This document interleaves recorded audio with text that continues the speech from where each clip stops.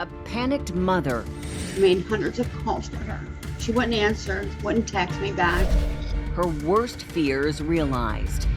She didn't deserve this. She was a loving wife. She was a loving mother. Had someone been planning to hurt Jessica?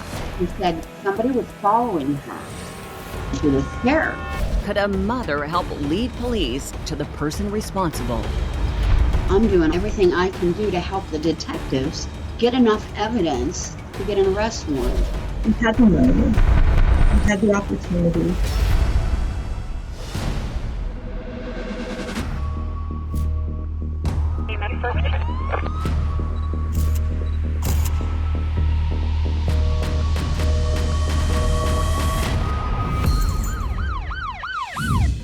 Hi, I'm Nancy O'Dell. Today's Crime Exposé takes us to Penn Hills, Pennsylvania, a suburb of Pittsburgh. The quiet community made headlines when a mother was found dead inside her home under mysterious circumstances. As investigators tried to figure out what happened, her family embarked on a long journey that ended in an unthinkable miscarriage of justice.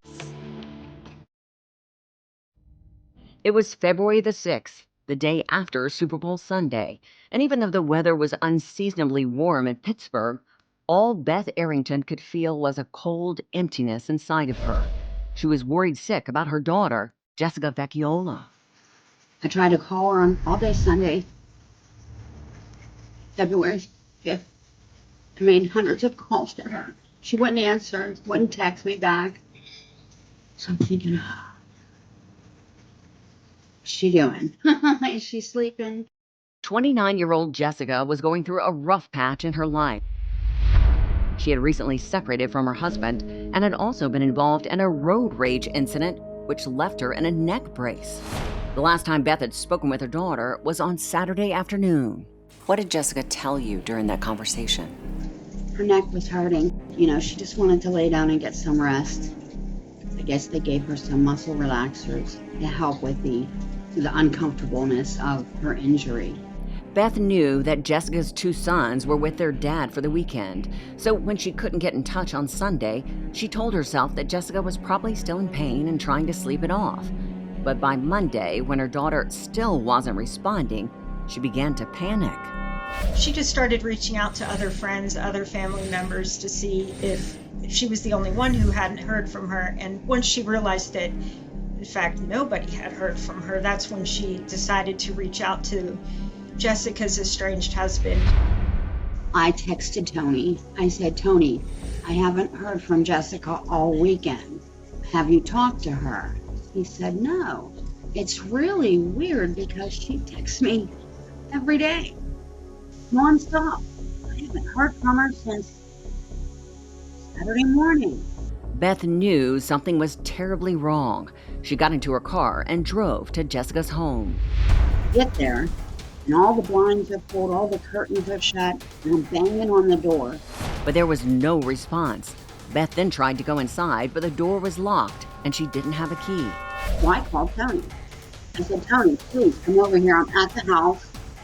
No one's answering. The dogs aren't even barking. Please come over here. Tony said he was on his way and arrived at the home about 20 minutes later. He finally gets here, gets out of his car slowly, and I'm like, come on, open this door.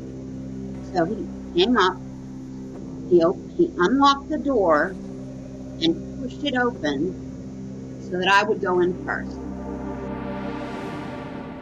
The house was dark and eerily quiet as Beth walked through the hallway with Tony following behind.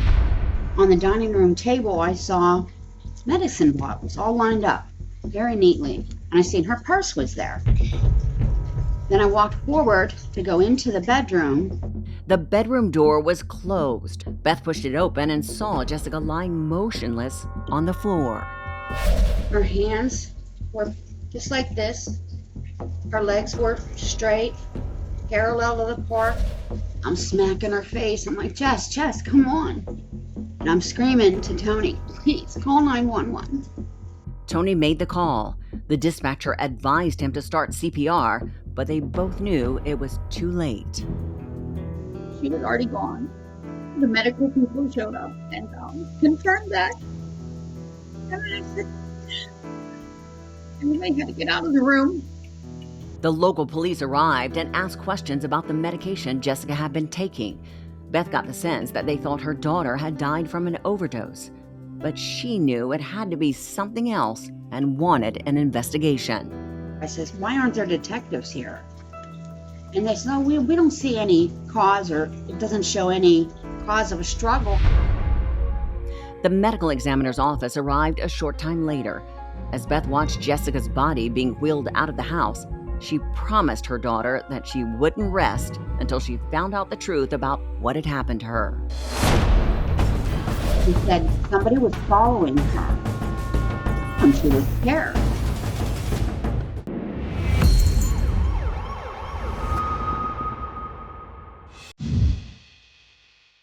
Beth Arrington went home that night feeling numb and completely empty inside.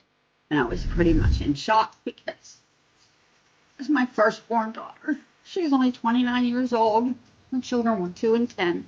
Tell me a little bit about your daughter. What was Jessica like? She was a beautiful soul. Her kids were her whole world. Being a mother brought so much joy into her heart. It spread out so many different ways. Like, she would help anyone that needed anything. Jessica had been looking forward to starting over after her divorce to Tony Vecchiola was finalized. A few days after her death, the medical examiner's office called and said the autopsy report was complete. Beth was right. Jessica didn't die of an overdose. And found that Jessica had, in fact, suffered a very serious injury that's commonly known as an internal decapitation. The medical examiner knew the cause of death, but he also knew Jessica had a previous neck injury. The manner was listed as unknown. Obviously, it wasn't a natural death. It wasn't a suicide. All of those options were off the table, but they couldn't rule it a homicide. They basically determined that it was pending investigation. But it wasn't being investigated because the local police didn't think Jessica's death was suspicious. The medical examiner's office called the Allegheny County Police to let them know what they found. By this point, detectives were already behind and had to play catch-up. We lost at least 2 days, if not more. Investigators met with Jessica's mother to learn more about what happened to her just a week prior to her death. So just a week before her death, something happened to her on the road. What did she tell you about that incident? She said somebody was following her. So she pulled over, hoping they would just go past her and leave her alone. She was scared. But the car pulled up right behind her. 2 women jumped out, pulled Jessica from her own car, and attacked her. And they were banging her head up and down, with her hair, banging her head up and down on the concrete. Jessica went to the hospital where she was diagnosed with a neck strain and put in a brace. But the injury was not severe enough to have caused her death. Something else had to have happened to her. Investigators wondered if her attackers had come back to finish the job. We were looking at friends she might have confided in, family members, anybody really who could shed light on who she might have been afraid of, especially in that week between the 2 incidents. They were also looking at her cell phone, which had mysteriously turned off on February the 5th at 4:30 p.m. There was no more activity. No more calls, no more texts, nothing. All the data from that point on was gone. Even Beth's own frantic calls and texts to her daughter. For months, investigators tried to recover the information from the phone, but couldn't. Then Beth came up with an idea. I decided, what if I go and buy another phone and just have it connected to her line? And everything came up. I found so much information in that phone. I'm doing everything I can do to help the detectives get enough evidence to get an arrest warrant.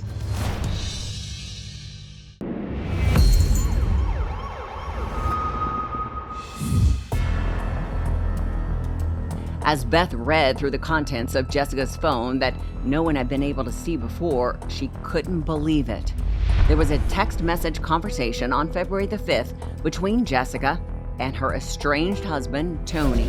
When Tony was coming over, Jessica demanded that he come over today or she's going to go and do the taxes herself. Tony was mad about having to do this on Super Bowl Sunday, but he agreed. Not only did they have a plan to meet up, but he was indicating he was on his way to the house. And that was her last outgoing activity. After that, the phone showed missed calls and texts from people looking for Jessica. You started to see, at first, just normal attempts of family and friends reaching out to her. And when they weren't getting responses, they became more agitated. Some people thought she was ignoring them. And then some people became very concerned. And you could see her mother was getting very frantic and concerned. But not one of those worried messages came from Tony. Why was that a big red flag for you?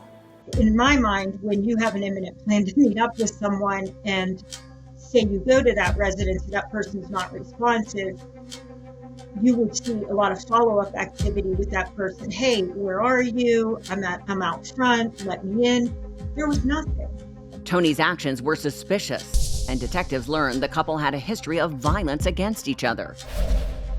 They had a very volatile relationship, a lot of domestic issues. Issues that went back to when they first started dating in high school and continued throughout their relationship. I would say every 3 to 6 months, something would happen. And she would always say, Mom, I love him. That must have been so tough on you as a mom, seeing your daughter struggle so much, but not being able to convince her to walk away. It was very difficult. I had a lot of sleepless nights, simply because I didn't know what was going on. What's going on today? Is it going to happen again tomorrow? Beth was surprised when Jessica told her that she and Tony had mutually agreed to a divorce. She had just been hopeful that this time that they would both just follow through with the separation and move on with their lives for everyone's sake. The divorce was almost finalized when Jessica died, and now investigators wondered if Tony had not been okay with her leaving him after all.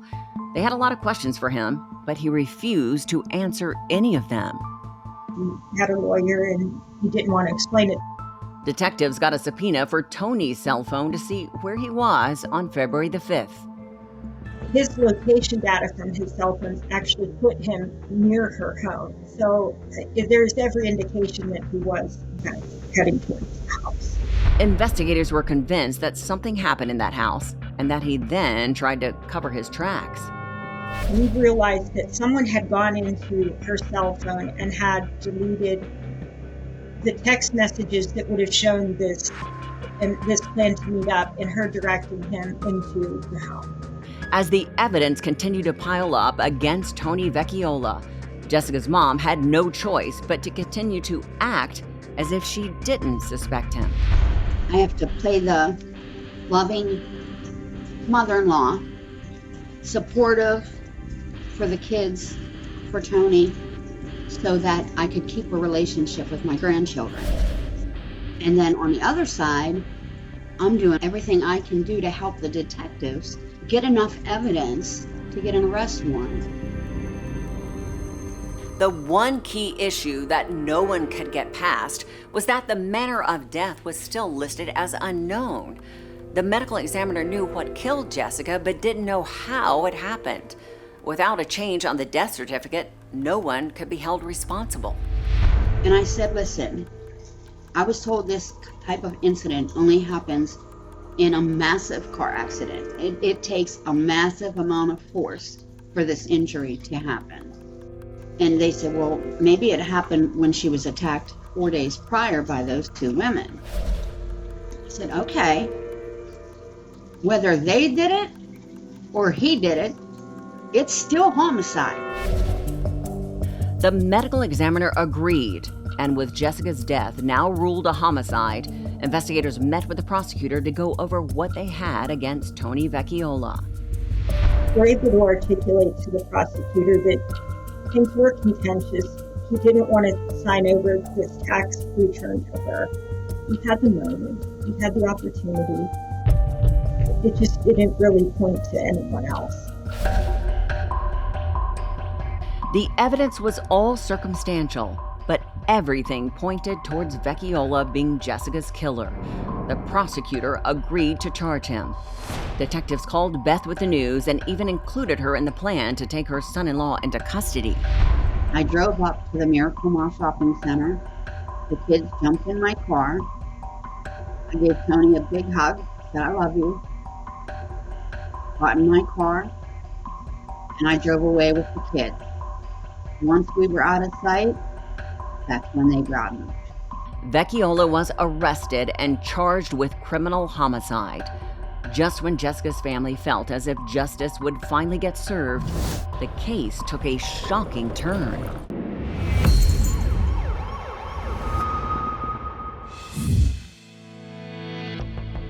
Just days before Tony Vecchiola was about to stand trial for Jessica's murder, her family got unexpected news. The first thing that was presented to me from the district attorney was, if he admitted that he murdered her, you would accept a plea deal. And me and my daughter and her godmother, Kim, looked at each other like, "What do you mean? I have no idea what you're talking about." He says, oh no, we've already got the paperwork all signed. He's going to plead guilty. Shock turned to anger when the district attorney then said the murder charge was off the table. Vecchiola had agreed to plead guilty to involuntary manslaughter. And there was more bad news. What was the sentence under the plea deal? He'll get a total of 5 years on house arrest, which he already had 2.5, and 5 years probation. I said, I never agreed to that. Beth says she couldn't believe it. The man who had killed her daughter wouldn't even spend one day behind bars. It's just astonishing to me. I just feel like there was such an injustice done regarding my daughter's death. It's unacceptable. Because of her grandchildren, Beth has been forced to continue seeing her former son-in-law. To this day, he still hasn't said anything directly to her about Jessica's murder. He's never, ever shown any remorse to me or our family. He's never apologized.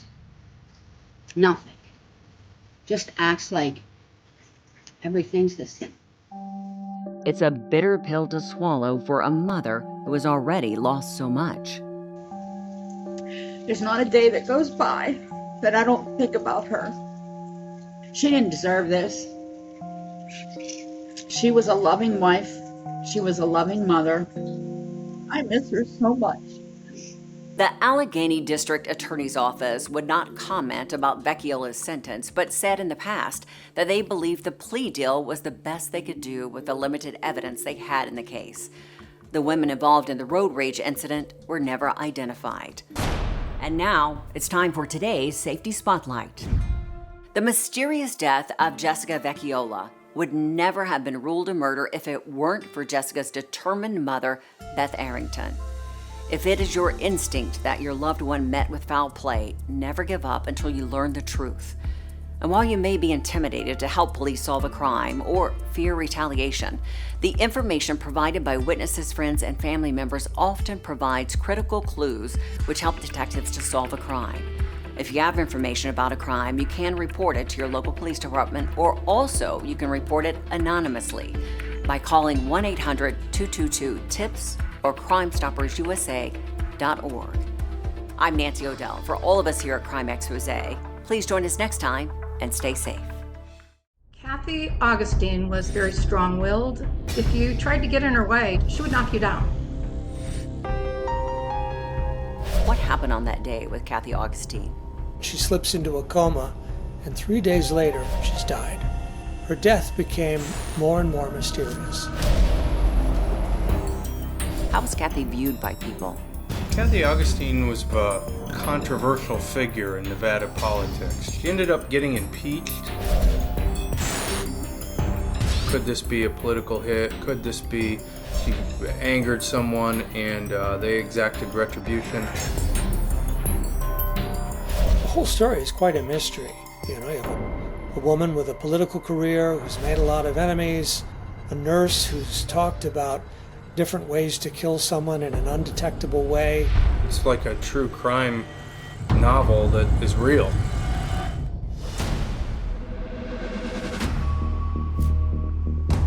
Hi,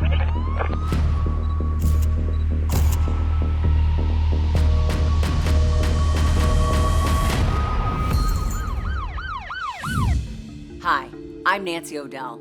Today's Crime Exposé takes us to Las Vegas, Nevada, otherwise known as Sin City.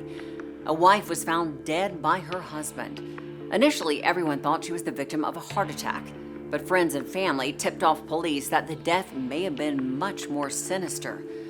A nosy coworker in the FBI lab exposed a killer who nearly got away with murder. Nevada, the last American frontier, a freewheeling state of mind driven by backroom deals and old-school politics.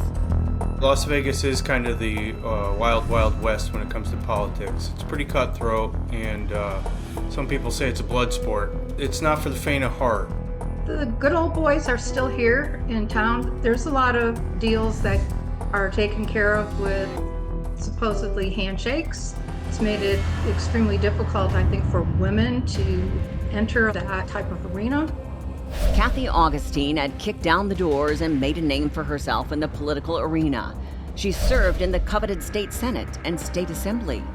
Kathy Augustine was one of the most well-known politicians in the state of Nevada, and was also kind of a tumultuous, controversial figure in Nevada politics. She could be abrasive, she could be cutthroat.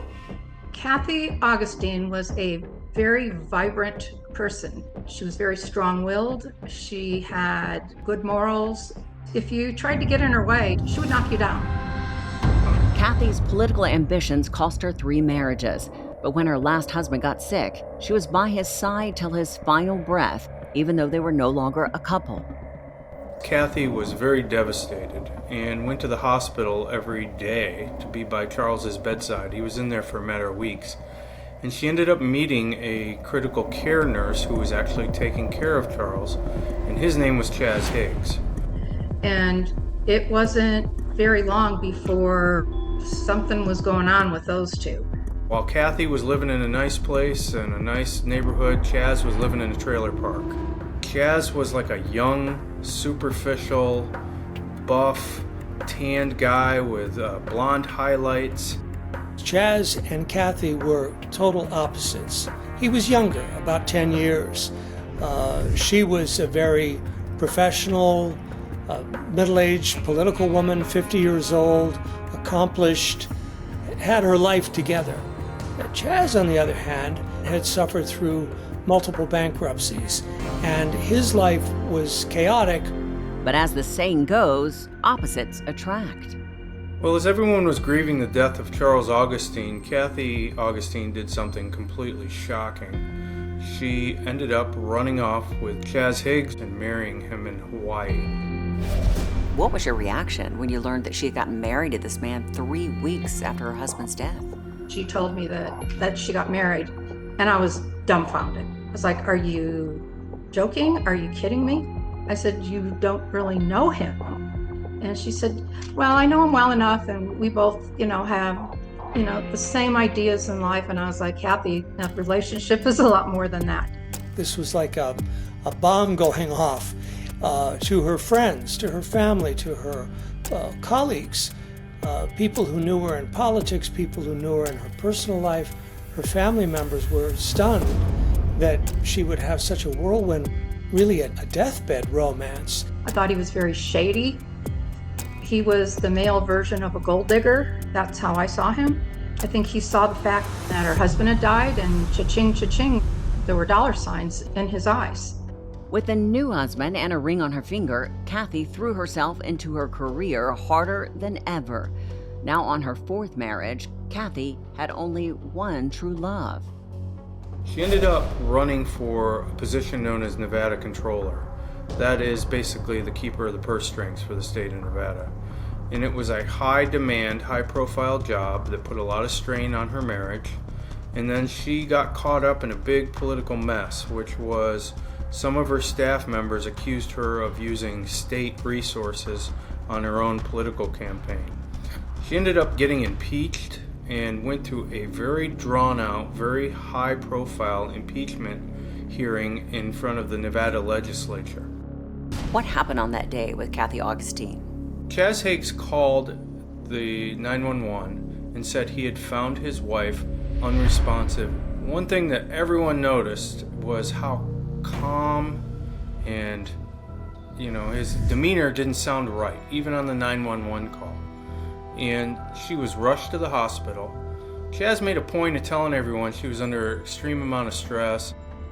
When I got the news, I was in total disbelief. Her daughter called me back and said that she was in the hospital and she was not awake, alert, or conscious, and that Chaz was telling everybody that she had a massive heart attack. She slips into a coma, and 3 days later, she's gone. She's died. She didn't have any heart condition at all, and she was only 50 years old. And so her death became more and more mysterious. Friends and family started to become extremely suspicious about the circumstances of Kathy's death. And so they started to wonder what had really happened. What investigators found became one of the most salacious stories in Nevada history. The real murderer was any one of the political enemies she'd made over the years. She was ruthless, and so there were, in fact, political enemies out there.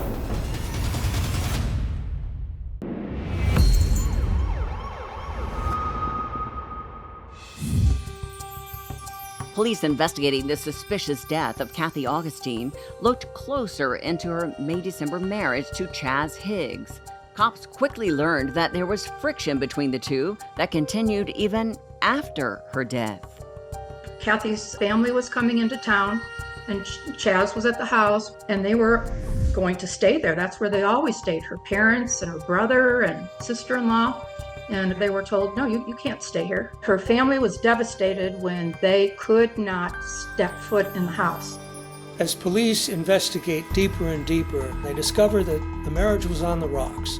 Chaz had made strange statements that were hostile to Kathy, even mentioned a desire to throw her down a mine shaft. And all of this only made the police focus more and more on Chaz, not as a grieving husband, but as a prime suspect. He had thrown a phone at her, a cell phone, and it hit her in the face, and she had a big black eye. They were definitely on the fast track to divorce. And then Chaz Higgs's behavior was very unsavory. He was on these chat rooms talking to women, trying to set up meetings with one of his coworkers, and he talked very negatively about Kathy, calling her a fat expletive, can't wait to get rid of her.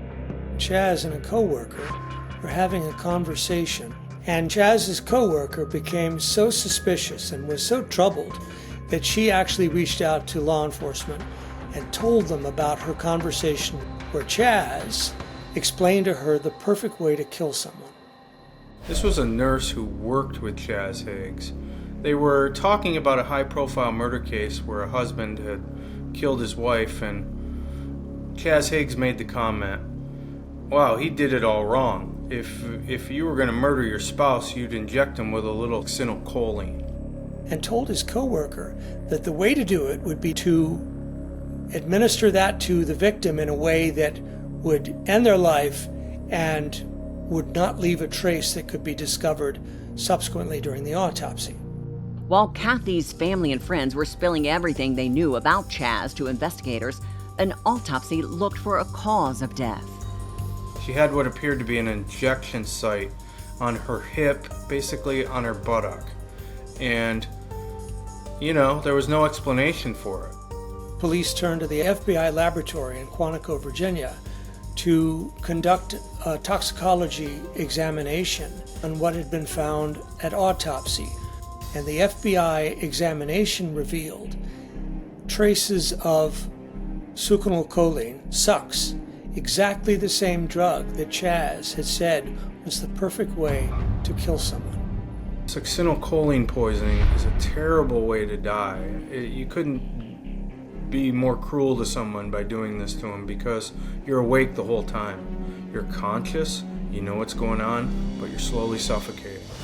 And So Kathy Augustine knew what was happening to her, and it went on for many minutes. He had unique access to the victim. He had the expertise to administer the drug in question. He had access to the drug in question. For a guy who thought he had the perfect way to kill someone, he managed to light himself up as a logical suspect. As police uncovered more details about Chaz's shady past, he left Nevada as if trying to escape the inevitable. Days later, Chaz tried to take his own life. He also wrote a very long note that basically cast him as a victim, and the timing of it was really weird, and it happened just as the cops were starting to really close in on him. By now, the police knew they had their man, and they had the legal case to take him into custody. And when Chaz was arrested, he played the role of the wrongly accused, grieving husband, professing his love for her. And that was something that the police already had good reason to doubt. The murder of Kathy Augustine had all the trappings of a Wild West romance. Sex, greed, and betrayal, with a high-profile and controversial figure at the center of the mystery. The public ate it up. It was a massive story. It played out in both Reno and Las Vegas at the same time. Chaz Higgs was the critical care nurse for Charles Augustine. Could he have done something to Charles Augustine to hasten his death, then run off with his grieving wife and hit the jackpot? The whole story is quite a mystery. The kind of thing you'd expect to read in a novel or see in a film or a television movie. You know, you have a woman with a political career who's made a lot of enemies, a marriage that's fallen apart, a nurse who's talked about different ways to kill someone in an undetectable way. It's like a true crime novel that is real. The attention was there to begin with, and then when you started learning these sordid details of her personal life and this curious character who was suspected of killing her, I mean, people couldn't get enough of it. Police say Chaz Higgs, the younger, handsome gold digger, was about to answer for his acts of betrayal, but he still had a few tricks up his sleeve. Police were confident they had the right suspect in custody, but not everyone was convinced. There were those who believed that Chaz was innocent. Kathy Augustine had a lot of enemies. Could this be a political hit?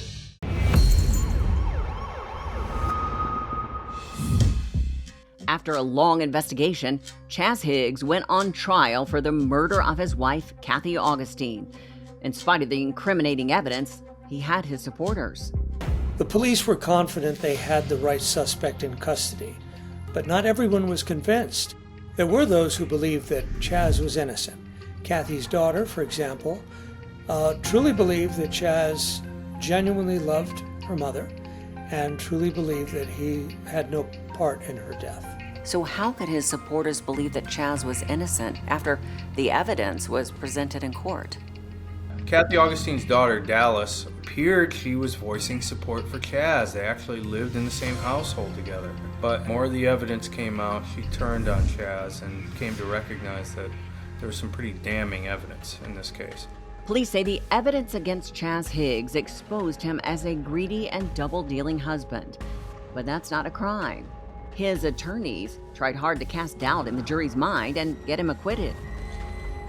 There were two components to her defense. The first was forensics, that you couldn't really trust this idea that succinylcholine was injected into her. But the secondary defense was Kathy Augustine had a lot of enemies. Could this be a political hit? Could this be she angered someone and they exacted retribution? I mean, that was an undercurrent throughout the whole procedure. The defense tried to persuade the jury that the real murderer was not Chaz, but any one of the political enemies she'd made over the years. She was ruthless, and so there were, in fact, political enemies out there. I was a witness. I stared at him the whole entire time, and he looked down. And I told my version of things that he had done to her that she had told me. When his coworker testified that he had talked about the method of homicide, people were just astonished because it was kind of a Perry Mason moment. Like, wait a second, she just died of this very rare poison, and he talked about that very rare poison and using it as a method of homicide? I mean, it was very damning evidence. Chaz insisted on testifying and blamed his wife's death on her political enemies. But when it came time for his expected cross-examination, he was a no-show. That night, he attempted suicide. Again, this was the moment that everyone agrees had a dramatic impact on the outcome. He did so right when he was supposed to face cross-examination, so it made him look really bad. The horror of what Kathy Augustine endured in her final minutes was laid out in graphic detail, and what had begun as a case of circumstantial evidence was impossible to defend. His biggest enemy was himself. He acted suspicious at every turn. He was definitely interested in what he could pry out of it monetarily, but in addition to the monetary aspect, the house, he just made it clear he hated her. I think that motive is as strong as the money motive. Chaz's downfall was his arrogance and overconfidence. Like many a murderer before him, he thought he was smarter than everyone. It didn't occur to him that he'd left a trail of clues for police to follow. He killed to get the money. He killed to get rid of the wife that he was unhappy living with. They saw through him and they convicted him. I was happy that this was all behind all of us now. I think a lot of it was money, but I think on the other hand, he was very vindictive. His mind was just full of evilness. Perhaps the most unbelievable part is if he had kept his mouth shut, he probably would have gotten away with it. And, it was his behavior that drew a lot of attention to this unbelievable scheme.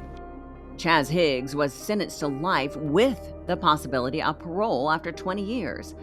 Some say it seemed a measure of mercy that he didn't give Kathy Augustine.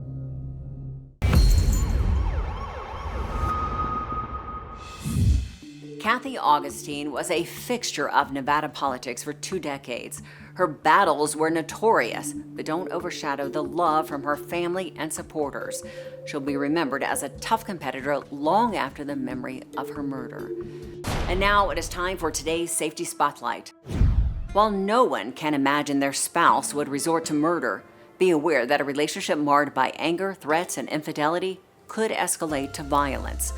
Also, stay observant to recognize if you've become vulnerable to financial abuse. To help maximize your monetary safety, consult with a finance protection attorney who can provide you with solutions and guidance.